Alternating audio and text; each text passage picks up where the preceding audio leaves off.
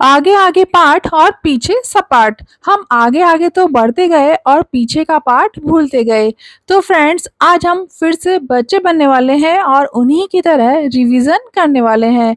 तो देर किस बात की, आइए देखते हैं आज का वीडियो। सभी हैक्स पूरी तरीके से ट्राइड एंड टेस्टेड हैं, डे टू डे लाइफ को आसान बनाने वाले हैं, पैसे और समय बचाने वाले भी हैं। तो let's jump in the video.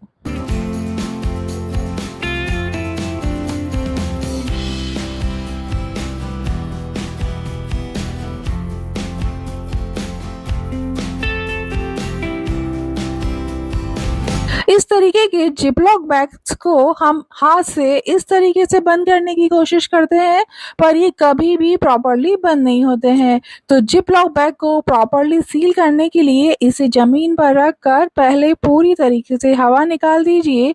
बाद में फोक कांटे की मदद से इसे 2 से 3 बार रब कर दीजिए। खाना सेफ भी रहेगा और सील भी हो जाएगा। आप करके देखिएगा।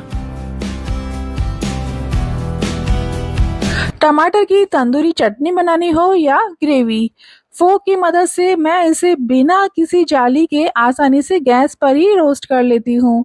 ऐसा करने से टमाटर के छिलके भी आसानी से निकल जाते हैं और तंदूरी टेस्ट वाला टमाटर भी हमें मिल जाता है।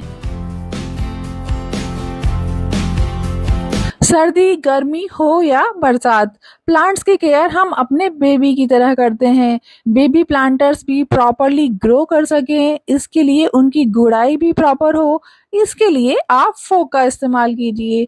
छोटे प्लांटर्स के लिए ये बेस्ट है।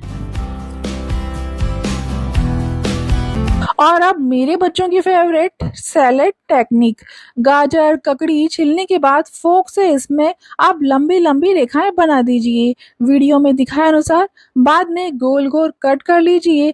फ्लावर शेप वाले सुंदर पीस आपको मिल जाएंगे। तो आप भी आज ही ऐसा करके देखिएगा। बच्चे, पति, इवन पूरा परिवार आपकी तारीफ करेगा। स्मार्ट बहू, स्मार्ट मम्मी। आप नोटिस कीजिएगा, नींबू का रस जब आप ऐसे निकालेंगे तो पूरा रस नहीं निकलता है, और अगर नींबू फ्रिज में रखा हो तो बहुत ही कम रस निकलता है। पर आप इसे इस तरह फोक की मदद से निकालेंगे तो बचा हुआ रस भी बाहर आ जाएगा। जैसे संतरे का जूस हम निकालते हैं तो जो संतरे का जो जूसर होता है उसमें पॉइंटेड पार्ट्स बने होते हैं, टूथ रिमर्स, तो उसकी मदद से जब संतरा का रस पूरी तरीके से निकल जाता है, ठीक वैसे ही फोक से नींबू को रब करने पर पूरा जूस निकल आएगा। आई होप आप समझ गए होंगे कि मैं क्या कहना चाहती हूँ। कभी ऐसा होता है ना कि रोटी का आटा कम पड़ गया, अब हमें सिर्फ 2 ही रोटी और बनानी है, तो थोड़ा सा आटा लगाने के लिए भी आप फोक का इस्तेमाल कर सकती हैं। बिना हाथ लगाए आटा यूं फटाफट लग जाएगा जैसे आपने डो मेकर में लगाया हो। तो ये ट्रिक भी काम करती है, आप यूज करके देखिएगा।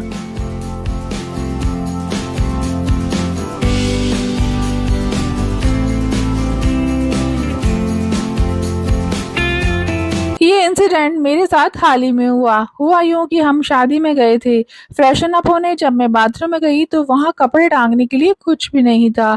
कुछ समझ में नहीं आया क्या करूं। तब मेरे पहले जो बाथरूम से निकली थी उन आंटी से मैंने पूछा कि आपने कपड़े वगैरह कहाँ रखे। तब उन्होंने मुझे ये ट्रिक बताई। हैंगर मैंने उनसे उधार ले लिया और इस तरह मेरा काम हुआ। कभी आप भी अगर इस दुविधा में फंसे हो तो मुझे याद कर लीजिएगा, और ये ट्रिक लगाकर आप भी अपने कपड़े, इवन पर्स को भी अपने साथ ही रख सकती हैं, क्योंकि पर्स में ही हम ज्वेलरी, पैसे, चाबी, क्रेडिट कार्ड्स वगैरह सब रखते ही हैं।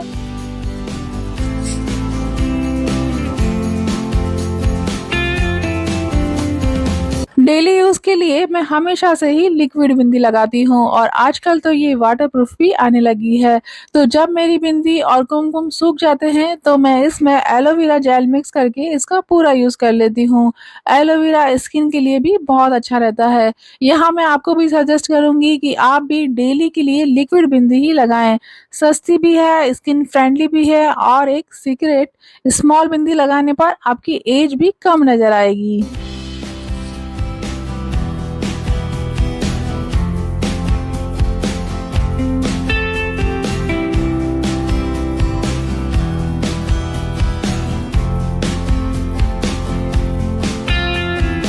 कहते हैं ना, माँ के पास हर मर्ज का इलाज है और हर प्रॉब्लम का एक सॉल्यूशन है। आज नूडल्स खाने का बड़ा मन है, पर पतली पतली लंबी गाजर कौन काटेगा, ये सोचकर मैंने आइडिया ड्रॉप कर दिया। तब मम्मी ने मुझे बताया कि वीडियो में दिखाए अनुसार हर कोई इजीली पतली पतली लंबी श्रेडिंग काट सकता है, और वो भी मिनटों में, और वो भी नॉर्मल चाकू और पिलर की सहायता से। आइडिया बहुत ही अच्छा है, तो प्लीज मॉम के लिए एक लाइक तो बनता है।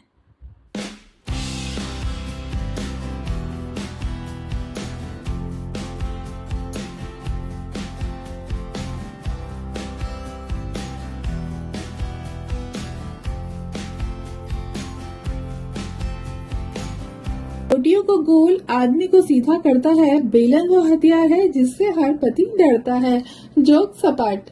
बेलन चकला लकड़ी के होते हैं, इसलिए हमेशा सजेस्ट किया जाता है कि इन्हें गीला ना रखा जाए। चकला तो चलिए हम दीवार के सारे लगाकर खड़ा कर देते हैं, पर बेलन हमेशा गीला ही रहता है। तो मेरी टिप ये है कि जब भी आप बेलन खरीदें तो ये ध्यान रखिए कि वो खड़ा हो सके, जिससे पानी नहीं ठहरेगा और बेलन हमारा हमेशा हमें सूखा ही मिलेगा। दूसरी बात, चकला ऐसा खरीदिए जिसमें कोई जोड़ ना हो, सिंगल लकड़ी का वो बना हुआ हो। इससे चकला खाना बनाते समय खिसकता नहीं है और जोड़ ना हो पाने के कारण लकड़ी में आटा नहीं फंसेगा, और आटा नहीं फंसेगा, गीला नहीं रहेगा, और इससे हमारे जर्म्स भी नहीं होंगे। तो दोस्तों, ये वन टाइम इन्वेस्टमेंट है, सोच समझ कर ही खर्च कीजिएगा। बच्चे, बच्चों की ड्राइंग और बच्चों की ये ड्राइंग ब्रश, अगर मैं इन्हें ठीक से न रखूं तो ये खराब हो जाती है, गुम हो जाती है। साइज इनकी थोड़ी बड़ी होती है, इस कारण इनके रखने का कोई प्रॉपर बॉक्स अगर आपके पास भी ना हो तो आप मेरा वाला ये जुगाड़ अपनाइए। वाटर बॉटल में इन्हें रखिए। ये एक वाटर बॉटल मेरी थोड़ी खराब सी हो गई है और थोड़ी स्मेल भी आने लगी थी, तो इसी के अंदर मैंने अपनी बेटी की सारी ब्रशेस रख दी है।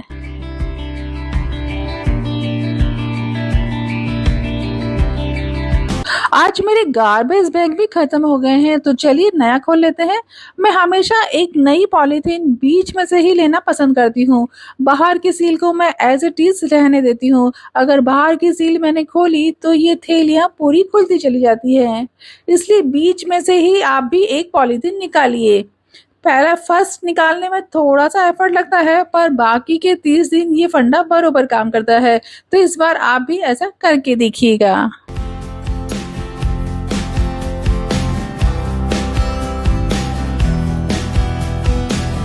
किसी ने मुझसे पूछा था कि ट्रॉली के नीचे बिना ट्रॉली को निकाले आप किस तरह सफाई करती हैं, तो ये देखिए मेरा जुगाड़।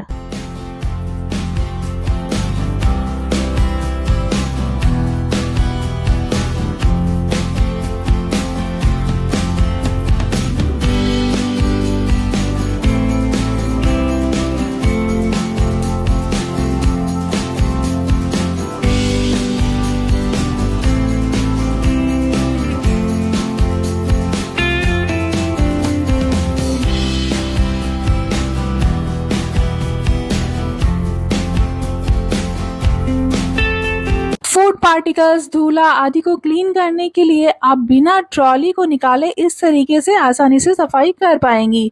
तो एक बार आप करके देखिएगा और अपने सजेशन मुझे बताइएगा कि कैसा रहा आपका एक्सपीरियंस। फिजूल खर्ची कम और बचत का नेक्स्ट तरीका। बच्चों के ओल्ड टी शर्ट जो कॉटन के होते हैं, उन्हें आप हैंगर पहनाकर या टॉवल होल्डर में यूं ही फंसाकर एज ए किचन टॉवल की तरह यूज कर सकती हैं। टॉवल के मुकाबले इनका कपड़ा ज्यादा सॉफ्ट और अच्छा होता है। बरसात में ये आसानी से सूख भी जाते हैं, तो ऐसा करके आप बचत कर सकती हैं।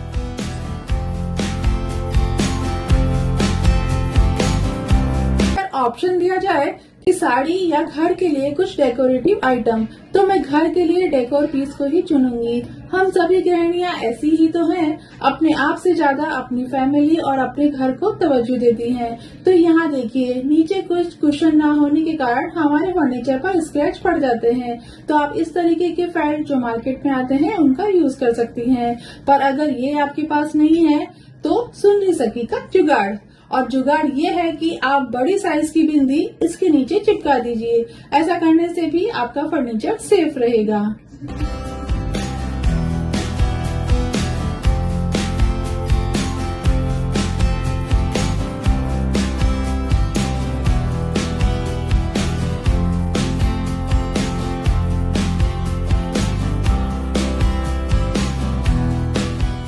अब शॉर्ट्स योगा पैंट की मोस्टली नीचे से सिलाई निकल जाती है।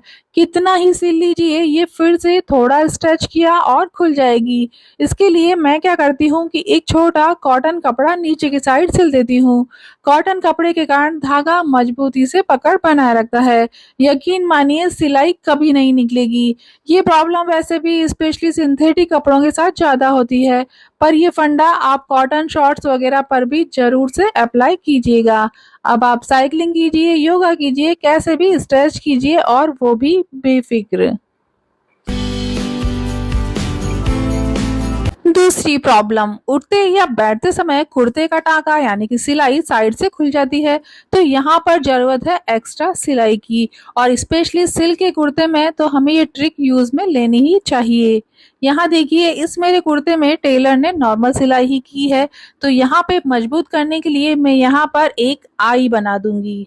मैं तो सजेस्ट करूंगी कि हर कुर्ते में हमें ये ट्रिक काम में लेनी ही चाहिए, जिससे आपके कुर्ते की सिलाई साइड से कभी खुलेगी ही नहीं। ये मेरा दावा है। ये देखिए मैंने आई बना ली है और अब ये हमेशा हमेशा के लिए यहाँ से सिक्योर हो गया है। इसी तरह कभी कभी ऐसा होता है ना कि जंपसूट, फ्रॉक या ड्रेस हल्की सी टाइट होने पर चेन धीरे धीरे करके अपने आप से ही खुल जाती है। सिक्योरिटी के लिए ऊपर की साइड हम एक हुक लगाते हैं, पर ये ऊपर की साइड हुक लगाना हमारी प्रॉब्लम का सही सॉल्यूशन नहीं है। चेन तो अभी भी आसानी से खुल सकती है। इसके सॉल्यूशन के लिए आप हुक चेन यानी कि जिप के ऊपर नहीं, थोड़ा नीचे लगाइए।